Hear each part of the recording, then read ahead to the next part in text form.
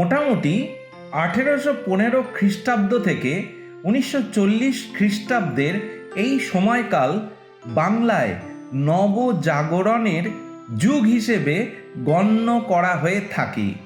বাংলার নবজাগরণ মূলত কলকাতা শহর কেন্দ্রিক ছিল। এই জাগরণ ছিল বৌদ্ধিক, সাংস্কৃতিক এবং সামাজিক ধর্মীয়। পাশ্চাত্য শিক্ষা, যুক্তিবাদ ও সংস্কারের প্রভাব এই নবজাগরণের মূলে ছিল। ভারতের ঐতিহ্যের সাথে আধুনিক বৈজ্ঞানিক চিন্তাধারার সংমিশ্রণ ঘটেছিল।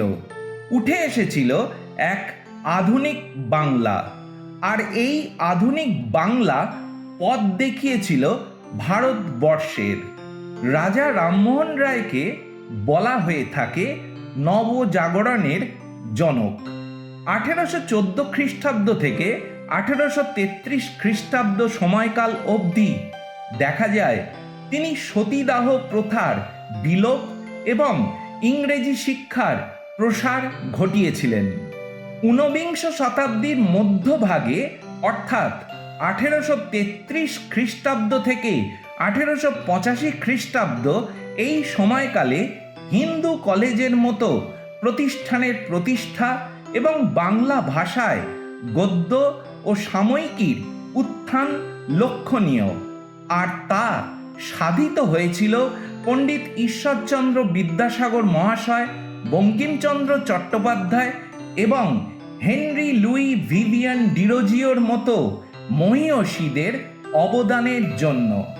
বাংলার নবজাগরণের সাংস্কৃতিক উন্নতির শিখর পৌঁছয় 1885 খ্রিস্টাব্দ থেকে 1940 খ্রিস্টাব্দের সময়কালে।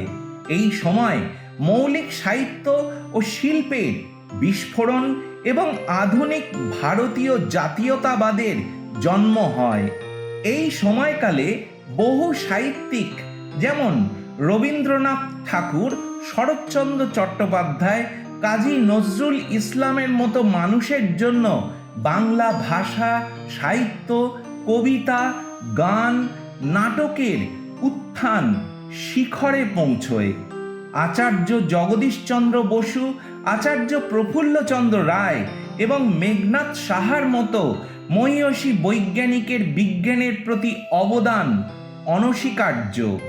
আবার সামাজিক ধর্মীয় উন্নতির প্রতি এই সময় বিশেষ অবদান রেখে গেছেন রামমোহন রায়, স্বামী বিবেকানন্দ, মহর্ষি দেবেন্দ্রনাথ ঠাকুর, কেশবচন্দ্র সেন এবং অরবিন্দ ঘোষ।